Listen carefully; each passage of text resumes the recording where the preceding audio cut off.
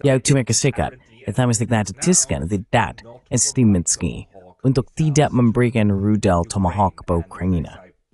Tundav Sirman Store memberada rudal Tomahawk, insentumur sijual, eka placekan, grantas fau Tomahawks Q, membostu 22. State ini sudah cukup banyak beredar di media bahwa Amerika Serikat sebenarnya mempertimbangkan untuk menggunakan kontraktor mereka sendiri. Tidak lagi berpura-pura bahwa mereka sedang melatih orang Ukraina menggunakan sistem tersebut, melainkan secara terbuka menyatakan bahwa kontraktor AS akan pergi ke Ukraina dengan senjata itu. Dan kemudian dari sana, dari lokasi yang tidak diketahui, menembakkan rudal jarak jauh tersebut ke Rusia sebagai cara untuk menekan Rusia agar mau melakukan perundingan damai.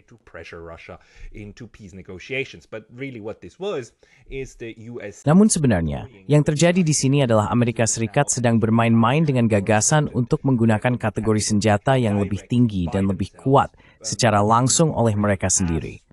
Menggunakan Ukraina, seperti yang telah terjadi selama 2,5 tahun terakhir, sebagai alasan untuk menyerang Rusia secara langsung, bukan? Kita tahu bahwa HIMARS dan sebagainya dioperasikan oleh orang Amerika. Pengumpulan data, intelijen, citra satelit, sistem panduan, bahkan sistem penargetan dan keputusan penargetan dilakukan di Wiesbaden, Jerman, oleh Komando NATO dan AS. Artikel-artikel di The New York Times juga menyebutkan hal itu. Jadi yang sedang kita bicarakan di sini sebenarnya adalah hal yang sama persis, hanya saja dengan kategori senjata yang lebih tinggi. Sekarang di media, hal ini tentu saja diputar dari sisi pro-Ukraina sebagai cara bagi Amerika Serikat untuk mendukung Ukraina yang malang dan menjadi korban.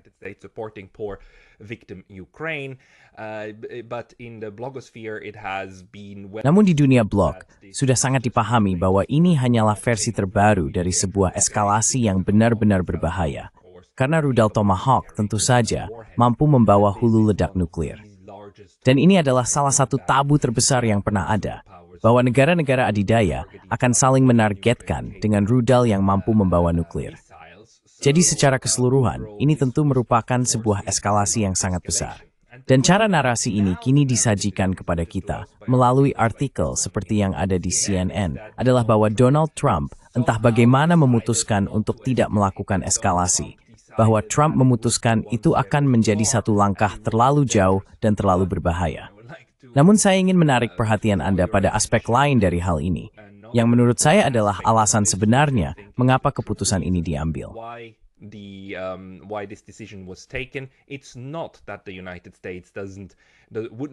Bukan berarti Amerika Serikat tidak ingin melakukan eskalasi atau bahwa pemerintahan Trump takut untuk melakukannya.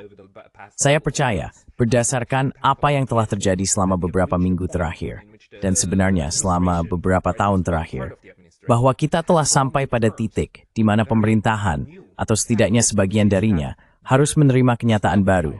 Persediaan dan kapasitas produksi senjata mereka tidaklah tak terbatas, dan kini mulai menipis.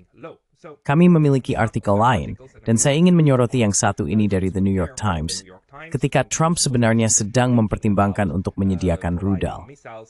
Bolak-balik yang kita lihat selama 3 minggu terakhir, kisah rudal Tomahawk sebenarnya hanyalah versi terbaru dari kisah serupa lainnya. Eskalasi demi eskalasi dalam perang proksi di Ukraina.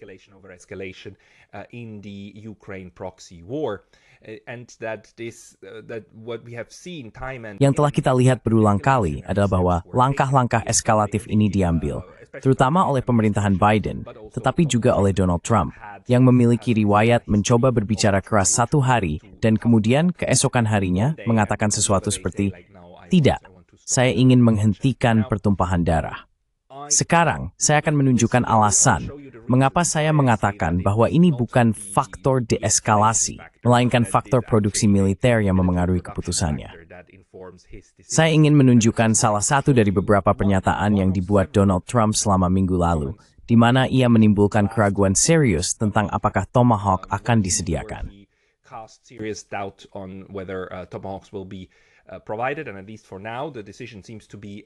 Dan setidaknya, untuk saat ini, keputusannya tampaknya adalah tidak. Dan sekali lagi, dengan kata diberikan, saya seharusnya tidak menggunakan jargon itu. Saya seharusnya mengatakan menembakkan Tomahawk ke Rusia. Trump mengatakan tidak ada penembakan Tomahawk ke Rusia.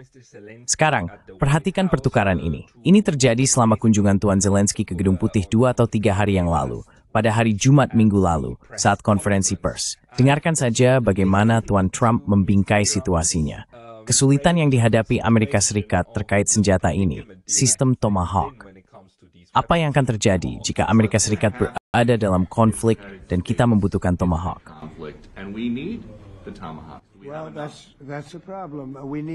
Nah, itulah masalahnya. Kita membutuhkan, dan kita juga membutuhkan banyak hal lain yang telah kita kirimkan selama 4 tahun terakhir ke Ukraina. Kamu tahu, kita sudah memberi mereka banyak. Sekarang situasinya berbeda. Kita mengirimkannya ke Uni Eropa, mereka yang membayarnya dan sebagainya. Dan mereka punya banyak uang. Tapi ini bukan hanya soal uang. Kamu tahu, kita butuh Tomahawk. Kita butuh banyak senjata lain yang juga kita kirim ke Ukraina. Salah satu alasan kita ingin mengakhiri perang ini adalah karena hal itu tidak mudah bagi kita untuk memberi. Kita sedang membicarakan jumlah besar senjata yang sangat kuat. Jadi itu salah satu hal yang akan kita bicarakan. Semoga mereka tidak membutuhkannya. Semoga kita bisa mengakhiri perang ini tanpa harus memikirkan Tomahawk.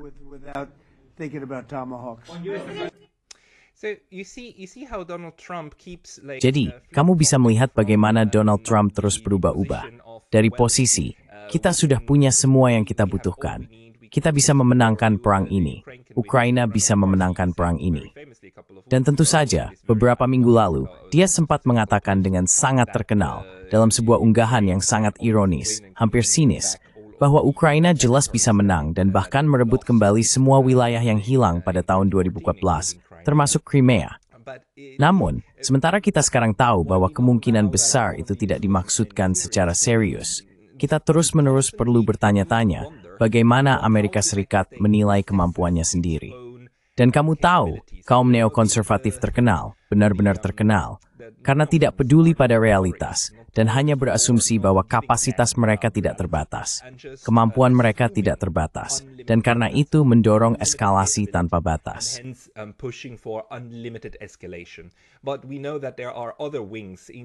Tapi kita tahu ada pihak lain di dalam pemerintahan AS, terutama Pentagon, Departemen Pertahanan, Departemen Perang, dan komunitas intelijen, yang memang sebagai bagian dari tugas mereka berusaha memantau urusan dunia nyata, berbagai kendala, dan penilaian terhadap situasi di lapangan.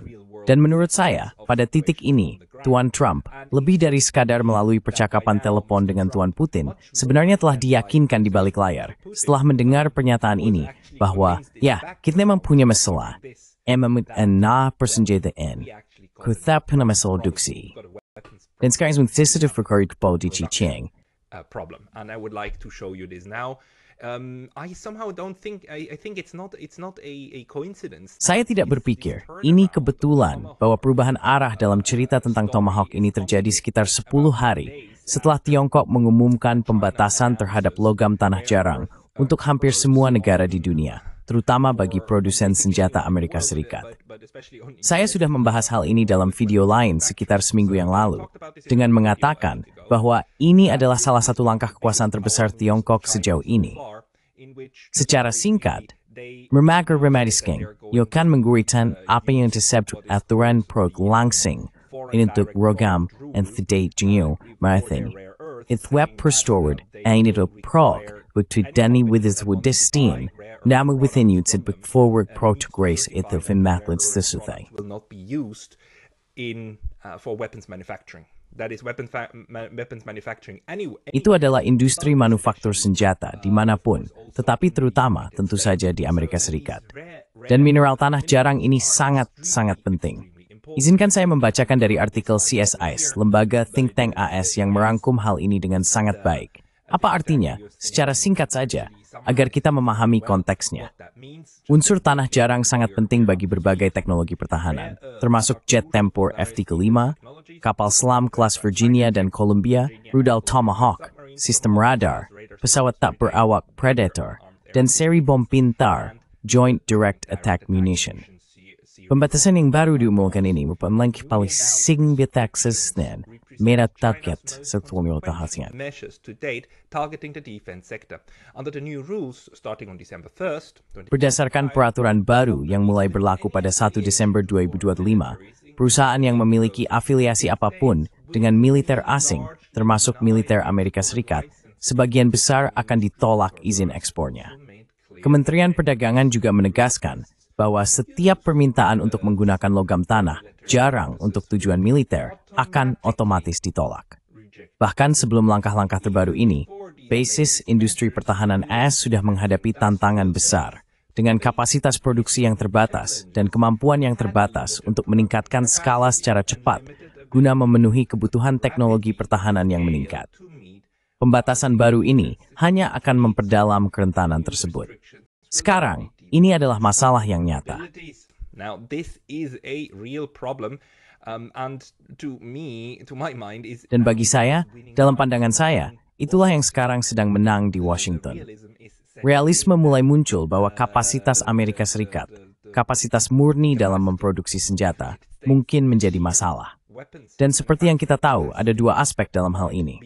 Di satu sisi, kita memiliki persediaan, senjata yang sudah diproduksi dan tersedia untuk berjaga-jaga atau siap diekspor. Di sisi lain, kita memiliki kemampuan untuk memproduksi kembali senjata-senjata tersebut. Dan untuk waktu yang sangat lama, selama 50 atau 60 tahun terakhir, in países berkembang, kita memproduksi senjata imaginar dalam carrier dalam skala petun eigennya. It can basically do so at more or less any scale it wants. Just a question of how much time it will take until. Ini hanya soal berapa lama waktu yang dibutuhkan sampai senjata-senjata ini diproduksi. Karena itu, pada dasarnya setiap jenis perang di dunia bisa dilakukan sesuka hati. Namun sekarang, tampaknya permainan ini telah berubah secara signifikan. Dan disinilah saya ingin menarik perhatian Anda pada sebuah artikel luar biasa oleh tamu tetap di podcast ini, Neutrality Studies, Arnaud Bertrand, analis asal Prancis yang sebelumnya tinggal di Tiongkok dan kini berada di Asia Tenggara. In China, now in Southeast Asia. How long can he has a wonderful substack. Dia memiliki Substack yang luar biasa. Arnaud Bertrand memiliki Substack yang hebat, dan saya mendorong kalian semua untuk berlangganan kepadanya, karena ia secara konsisten memberikan analisis yang benar-benar berkualitas tinggi. Baru-baru ini, ia menulis sebuah artikel panjang berjudul Berapa Lama Tiongkok Dapat Memainkan Kartu Logam Tanah Langka. Dalam artikel ini, ia mengambil contoh gallium, salah satu logam tanah langka yang kini dibatasi. Meskipun, sejauh yang saya pahami, gallium sendiri secara teknis bukan unsur tanah langka, sedikit berbeda. Namun bagaimanapun, ini adalah salah satu logam yang akan dikenai pembatasan di bawah lisensi ekspor. Dan masalah dengan hal ini, yang perlu kita pahami, adalah mengapa logam tanah langka ini tidak hanya penting bagi industri manufaktur AS, tetapi juga mengapa tidak mudah untuk tiba-tiba mendapatkannya dari tempat lain selain Tiongkok.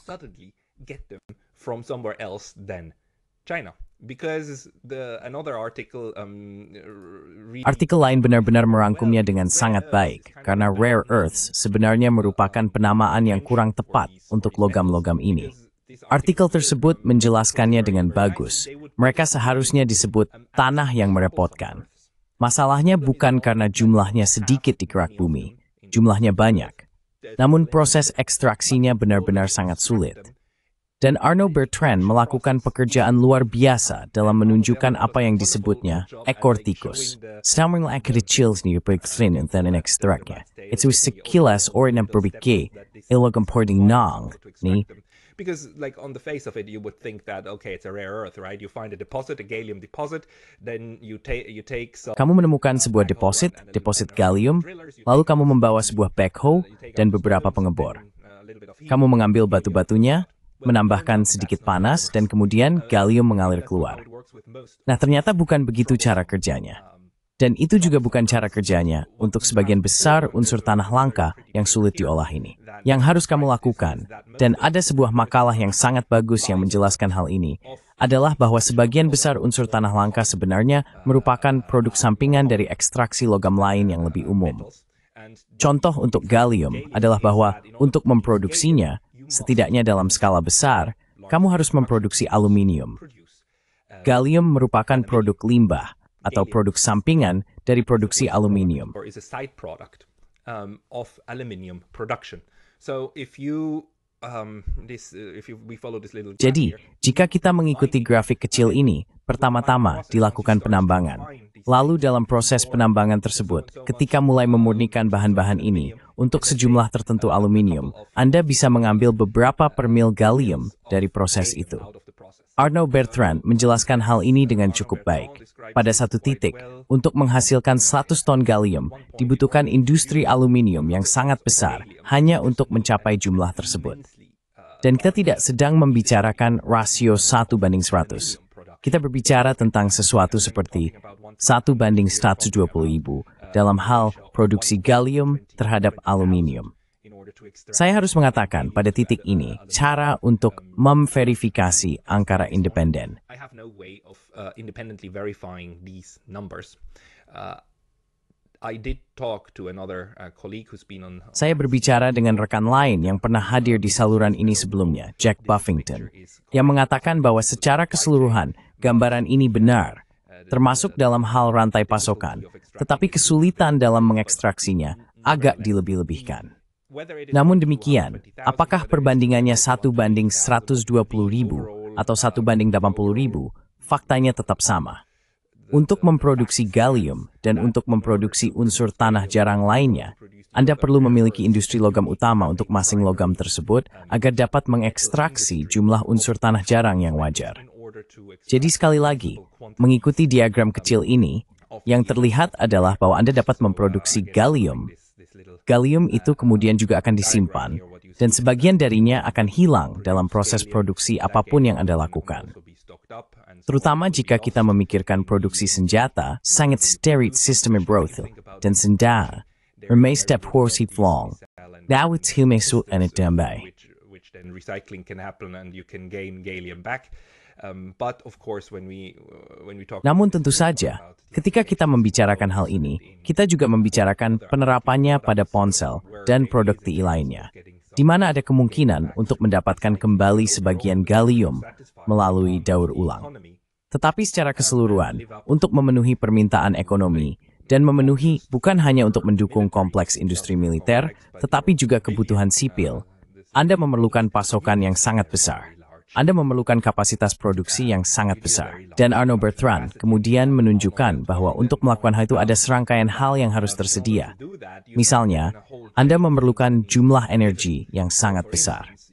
Anda harus membangun 4 atau 5 pembangkit listrik tenaga nuklir tambahan hanya untuk menghasilkan cukup energi guna melakukan ekstraksi aluminium. To do the aluminium extraction, you naturally also need to educate people to do. Anda juga perlu mendidik orang untuk bekerja di sektor aluminium.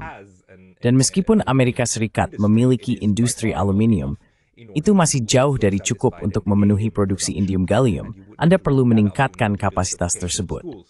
Anda harus membangun sekolah kejuruan dan menciptakan struktur insentif bagi lulusan perguruan tinggi muda atau katakanlah lulusan sekolah menengah agar mereka memutuskan bahwa baiklah, mereka ingin masuk ke industri ini di mana mereka bisa mendapatkan gaji yang layak. Apa yang ditunjukkan Arnaud adalah bahwa semua hal ini sudah diselesaikan oleh Tiongkok. Tiongkok memiliki industri yang sangat besar, kapasitas produksi listrik yang sangat besar, telah membangunnya, telah membangun tenaga kerjanya, dan telah membangun pengetahuannya, yang omong-omong untuk ekstraksi gallium dan sebagainya, juga telah dilarang oleh pihak Tiongkok. The Chinese also banned that one. They banned the knowledge. Mereka melarang transfer pengetahuan di luar sektor logam tanah jarang. Secara keseluruhan, saya mendorong Anda untuk berlangganan Substack milik Arnaud. Saya tidak akan membacakan seluruh artikelnya karena berada di balik paywall, tetapi sangat layak untuk berlangganan Substack-nya. Anda akan mendapatkan banyak informasi yang sangat baik. Izinkan saya membacakan paragraf kedua dari terakhir dalam artikelnya. Lihatlah dari sudut pandang alokasi modal. Horin kapasitas logam dimnawar, jaring suvergain tisedepten, ini nakrukur, smig humirtnam thalen, the nawari sipper of New Street, single, smart. Payback periods.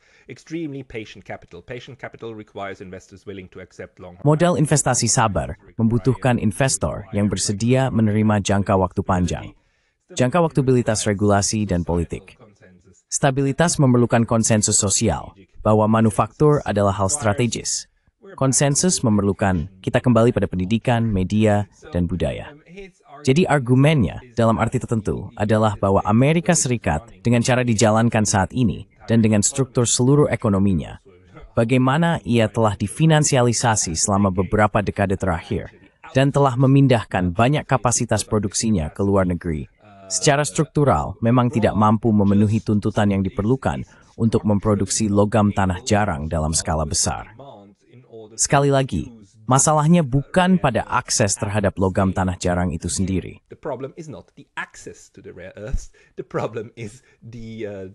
Masalahnya terletak pada proses ekstraksi itu sendiri. Proses dan pengetahuan yang dibutuhkan untuk mendapatkannya, serta rantai pasoknya. Dan tamu saya, Jack Buffington, yang pernah tampil di kanal ini sebelumnya, mengatakan bahwa kapasitas tersebut bisa diciptakan. Tidak serumit atau sesulit seperti yang digambarkan oleh Arno Bertrand. Namun memang benar bahwa Amerika Serikat selama sekitar 20 tahun terakhir telah menjerah dalam mengamankan rantai pasoknya secara domestik, karena memilih jalan yang lebih mudah. Dan jalan yang lebih mudah itu adalah mengambil semua komponen ini, dan logam tanah jarang satunya, dari luar negeri dan tidak lagi mengurusnya. Hal ini means seperti time zone.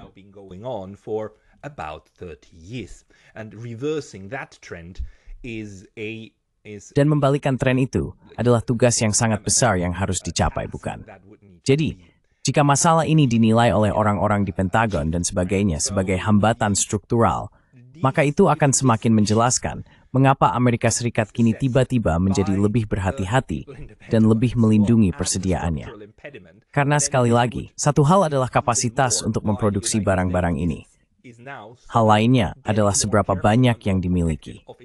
Dan saya sudah mengatakan hal itu di video saya sebelumnya. Tetapi sekali lagi, selama 3 tahun terakhir, Amerika Serikat telah mengerahkan sebagian besar persediaannya, telah mengosongkan gudang-gudangnya untuk Rusia, menggunakan Ukraina sebagai perantara untuk melakukannya, agar tetap terlihat baik di panggung global. Bukan?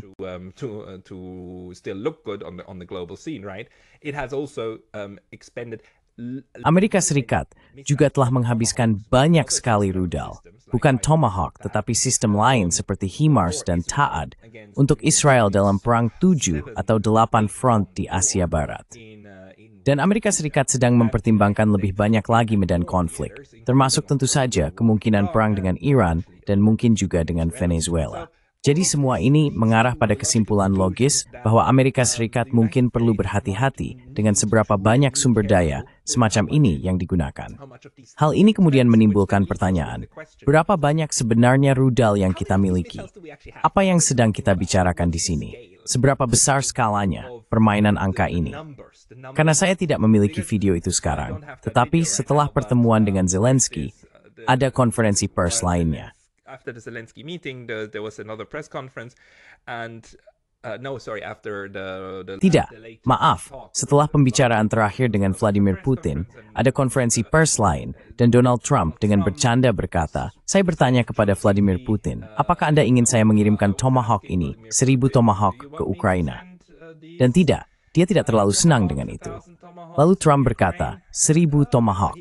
Haruskah saya mengirim 1000 Tomahawk ke Ukraina? Apakah ini skala yang sedang kita bicarakan? Nah, mari kita lihat. Ada artikel Reuters tanggal 7 Oktober yang mengatakan bahwa pengiriman rudal Tomahawk ke Ukraina tidak mungkin terjadi. Jadi, ini seperti siklus naik turun. Oh, ini akan terjadi. Tidak, ini akan terjadi. Tidak, ini akan terjadi. Tidak, ini tidak akan terjadi.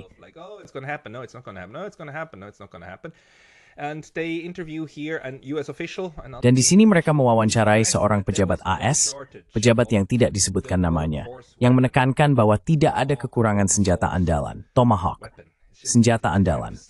Agak mengerikan bagaimana orang-orang ini memandang senjata-senjata kematian, kehancuran, pembantaian, dan darah ini. Seolah-olah ini adalah andalan kami, ini kuda beban kami. Benar-benar mengerikan. Tapi baiklah, kita kesampingkan dulu hal itu. Itu bukan intinya. Intinya adalah bahwa artikel ini, di bagian akhir sebenarnya, tanpa mengatakannya secara langsung, menyiratkan bahwa mungkin Anda tidak sepenuhnya benar, Tuan Pejabat AS. Karena menurut dokumen anggaran Pentagon, Angkatan Laut AS pengguna utama Tomahawk sejauh ini telah membeli 8,999 rudal Tomahawk dengan harga rata-rata 1,3 juta dolar. Baiklah, ini sekali lagi menunjukkan betapa terobsesinya AS juga dengan biaya dan sebagainya. Tapi soal biaya bisa kita kesampingkan untuk saat ini.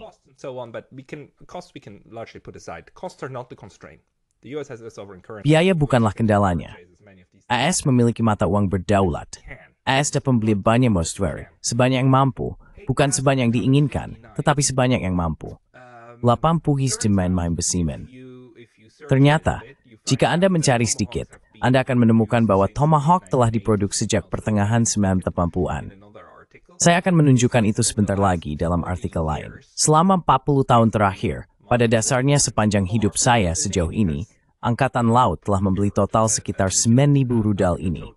Dan sekali lagi, Angkatan Laut adalah pengguna utamanya, karena sebagian besar rudal Tomahawk ini diluncurkan dari kapal, seperti yang Anda lihat di sini. Ada sistem Tomahawk yang bisa dipasang di truk besar, tetapi sangat rumit dan sulit digunakan.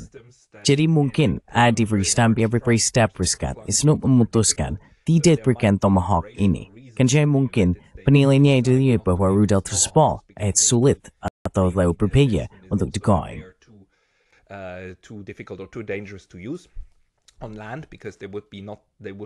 Karena mereka akan sulit disembunyikan. Jadi pada dasarnya, Angkatan Laut, kita sedang membicarakan sekitar 9.000 rudal ini selama 40 tahun terakhir. Saya melakukan perhitungan singkat, 9.000 selama 40 tahun, itu sekitar 210 hingga 240 rudal per tahun. Dan lihat ini, rudal Tomahawk telah diproduksi sejak pertengahan 1990-an. Dalam beberapa tahun terakhir, produksinya berkisar antara 55 hingga 90 per tahun. Menurut data anggaran Pentagon, AS berencana membeli 57 rudal pada tahun 2006, bukan 57.000, bukan 5.700, 57. Dan produksinya berkisar antara 65 hingga 90. Dan sekali lagi, kita telah memiliki 9.000 sejak pertengahan tahun 1990-an, yang berarti sekitar 240 per tahun. Mungkin jumlahnya lebih banyak di awal, mungkin 300, 400 per tahun, dan kemudian mentrend.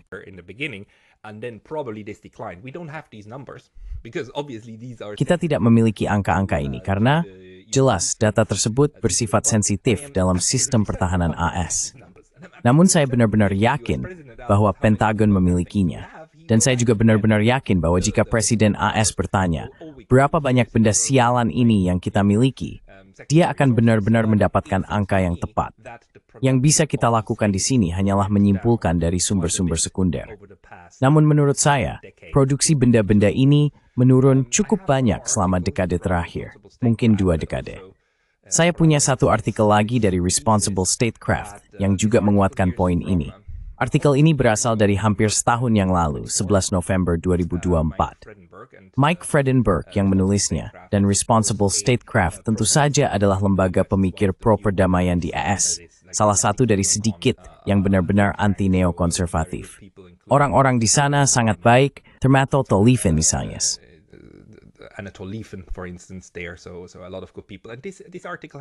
Jadi, banyak orang baik. Dan artikel ini memiliki beberapa data menarik yang ingin saya bacakan untuk Anda. Menurut laporan dari Heritage Foundation, hingga tahun 2023, Pentagon telah membeli sekitar 12.000 rudal Standard Missile 2, 400 rudal Standard Missile 3, 1.500 rudal Standard Missile 6, dan 9.000 rudal serangan darat Tomahawk. Dalam periode yang sama, Angkatan Laut AS telah menggunakan setidaknya 2.800 rudal standar dan 2.900 Tomahawk. Dan angka-angka ini tidak termasuk penggunaan yang telah disebutkan sebelumnya dalam 1 tahun terakhir atau lebih. Untuk memberikan gambaran lebih jelas tentang seperti apa cadangan rudal kita saat ini, Wall Street Journal memperkirakan bahwa ketika pelatihan, latihan, dan pensiunnya senjata lama diperhitungkan, hanya sekitar 4 diu. Sitai Magnoiji. Let me repeat this. Only about 4,000 Tomahawks. Hanya sekitar 4.000 Tomahawk yang tersisa pada tahun 2020. Dan sejak saat itu, AS hanya memproduksi sekitar 20 simplu Tomahawk lagi. Karena artikel tersebut ditulis pada tahun 2024, bukan? Jadi selama periode 4 tahun itu, sekitar 60 hingga 70 per tahun, benar? Itu berjumlah kira-kira 250. Jadi kita berbicara tentang sekitar 4.250, mungkin 4.300. Itulah perkiraan terbaik untuk stok rudal Tomahawk milik Angkatan Laut. Mungkin ada stok lain yang dimiliki oleh beberapa cabang militer lainnya, sangat mungkin. Tetapi karena Angkatan Laut memiliki sebagian besar di antaranya, bahkan jika kita menggandakan angkanya, kita hanya akan mencapai maksimum sekitar 8.000. Cadangan rudal negara kita terus menipis, kata artikel tersebut. Stockpile continues to be depleted, says the article. And one more paragraph, put another way. Dan satu paragraf lagi.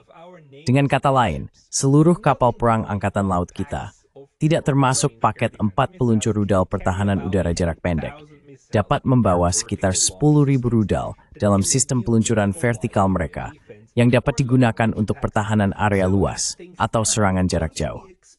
Jadi, dalam kondisi saat ini, setelah kita menghabiskan seluruh persediaan rudal yang diluncurkan dari VLS, kita kekurangan sekitar 3.000 rudal untuk dapat sepenuhnya mengisi kembali kapal-kapal kita.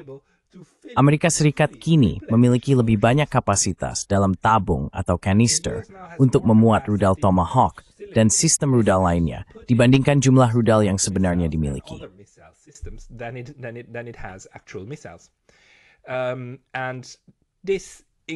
Dan hal ini bersamaan dengan pengumuman dari Tiongkok bahwa mereka akan membuatnya sangat sulit bagi kompleks industri militer Amerika Serikat untuk mendapatkan akses ke logam tanah jarang tersebut.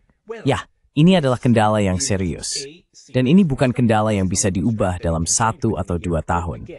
Kamu tidak bisa begitu saja menemukan tambang di suatu tempat, bahkan di Venezuela, dan mulai menambang bahan itu. Tidak bisa. Proses manufakturnya berbeda. Kamu memerlukan seluruh industri di sekitarnya. Dan industri itu bukan sesuatu yang mudah dibangun. Itu bisa dibangun, bisa dilakukan. Tetapi kita berbicara tentang jangka waktu dalam kondisi paling optimal sekalipun, sekitar 10 hingga 20 tahun.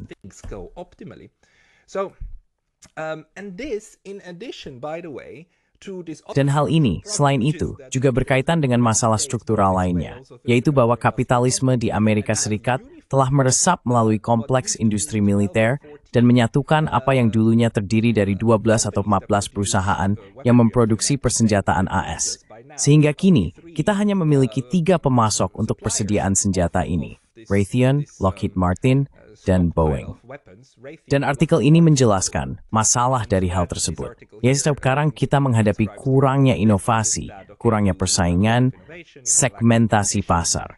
Dan perusahaan-perusahaan ini tidak lagi berupaya keras untuk memproduksi barang yang lebih baik atau lebih modern. To produce better and more modern stuff, they just keep producing and try to cut costs. So mereka terus memproduksi dan berusaha menekan biaya.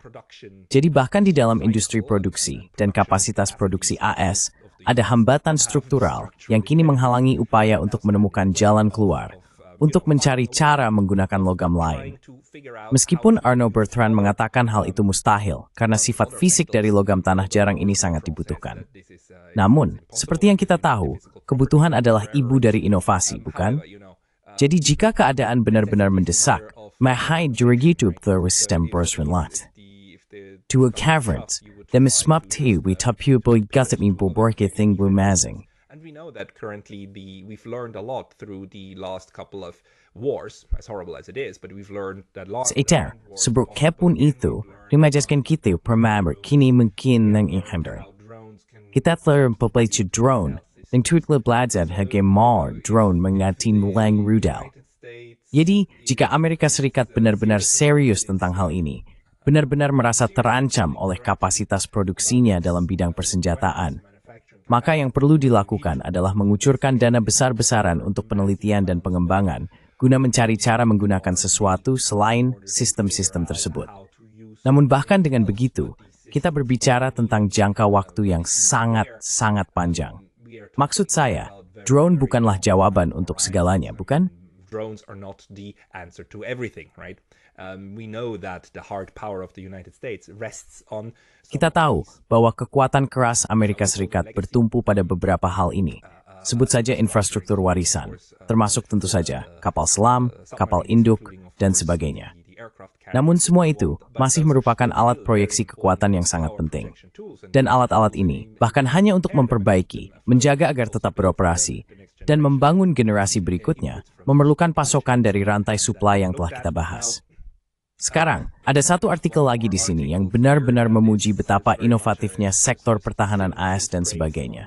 Tetapi artikel itu juga memiliki beberapa wawasan yang berguna. Misalnya, kapasitas produksi tahunan Amerika Serikat untuk sistem HIMARS meningkat dari 4/8 menjadi 96 peluncur pada tahun 2024. Selain itu, untuk rudal anti-tank Javelin, Amerika Serikat sebelumnya memproduksi 2.400 rudal per tahun.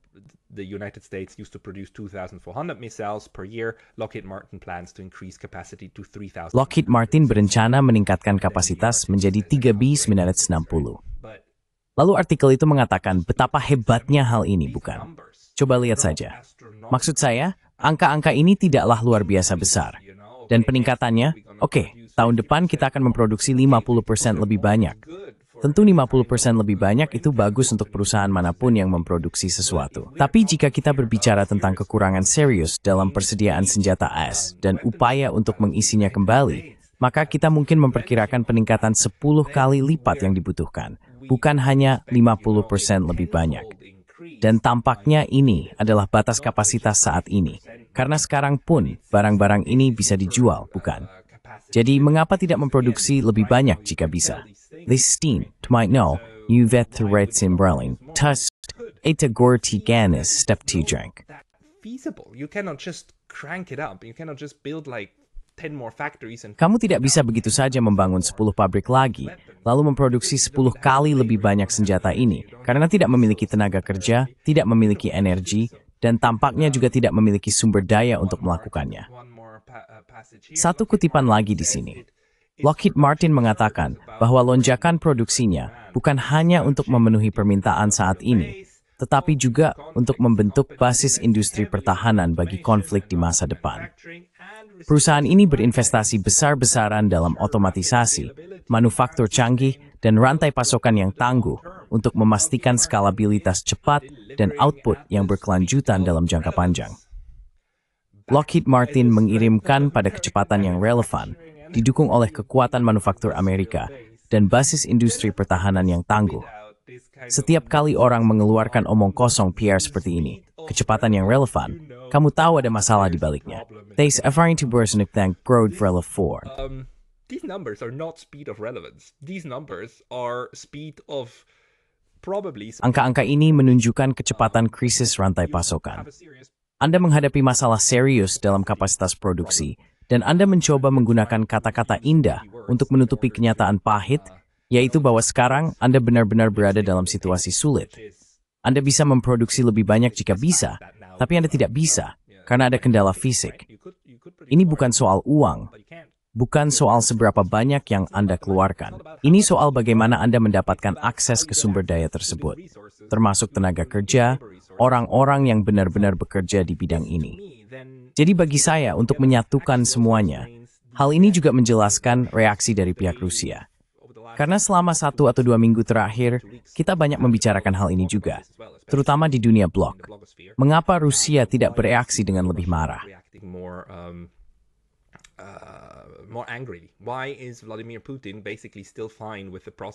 Mengapa Vladimir Putin pada dasarnya masih tenang dengan kemungkinan AS menembakkan rudal Tomahawk ke arahnya? Mengapa Tuan Lavrov dalam konferensi pers di Rusia mengatakan bahwa bahkan jika Amerika Serikat mengirimkan Tomahawk ke Ukraina, hal itu tidak akan mengubah pendekatan keseluruhan Rusia, hanya mungkin memperburuk hubungan dengan Amerika Serikat? Mengapa tanggapannya begitu tenang?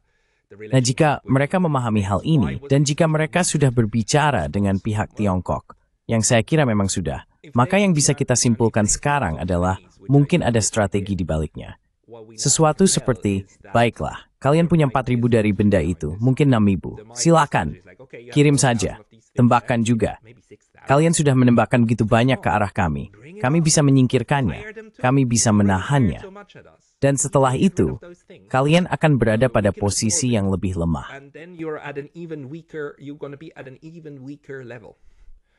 I have nothing to prove this theory. Maksud saya tidak punya bukti untuk mendukung teori ini. Tetapi jika analisis ini bahkan hanya 50% benar, dan jika penilaian di pihak Rusia sama bahwa AS mulai kehabisan kapasitas militernya, maka sebenarnya meskipun prospeknya sangat tidak menyenangkan, karena akan menjadi sasaran tembakan. Jika Anda cukup yakin bahwa Anda bisa menembak jatuh hal-hal itu, bahwa Anda bisa menahan guncangannya, bahwa ekonomi Anda tidak akan runtuh dan hancur, bahwa Anda bisa menangani Tomahawk seperti Anda menangani HIMARS yang dilakukan Rusia dengan sangat sukses omong-omong, maka tentu ada kerusakan, tentu saja ada, dan ada korban jiwa dan sebagainya. Tapi itu tidak pernah dalam skala yang mengancam bangsa itu sendiri, bukan? Jadi, dalam arti tertentu, Anda memanggil gertakan itu. Anda memanggil gertakan orang Amerika dan berkata, baiklah, ayo, lakukan saja.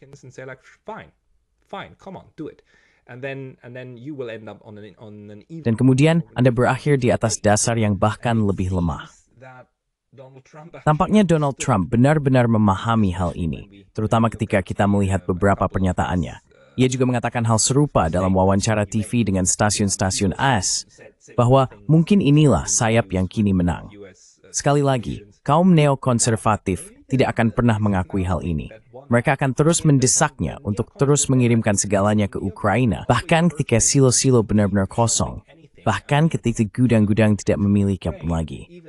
Mereka akan pergi ke gudang dan berteriak, di mana senjatanya? Bukan Medetskop Pemtemi Steng. MRMT tidak beroperasi seperti seni.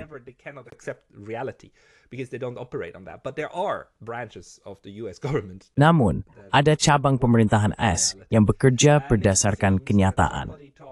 Dan tampaknya seseorang telah berbicara dengannya dan benar-benar menjelaskan bahwa kita mungkin membutuhkan senjata-senjata ini untuk diri kita sendiri, terutama jika kita memiliki kemungkinan konflik dengan Tiongkok.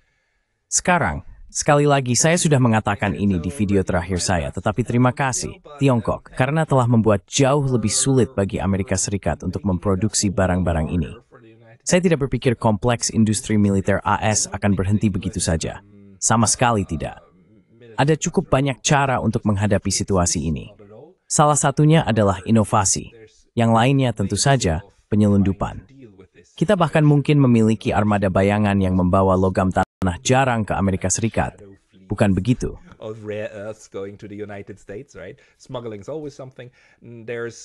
Penyelundupan selalu menjadi pilihan. Ada perusahaan cangkang dan cara lain untuk mendapatkan barang-barang ini. Namun, sistem perizinan ini akan membuatnya jauh lebih sulit bagi AS untuk mengisi kembali semua sistem ini, termasuk persenjataan beratnya, bukan? Jadi ini hanyalah paradigma yang berbeda.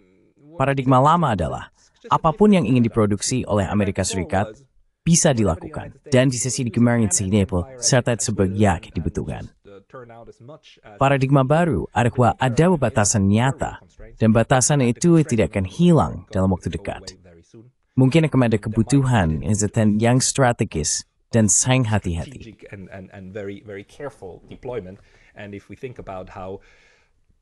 Dan jika kita memikirkan betapa eratnya hubungan Amerika Serikat dengan Israel, kita bisa memperkirakan bahwa sebagian besar senjata sekarang akan dialokasikan untuk Israel dan tindakan genosidanya di Asia Barat dan tidak lagi untuk Ukraina. Jadi dalam arti tertentu, Ukraina dirugikan dan karena itu Amerika Serikat kini beralih kembali ke pembicaraan damai.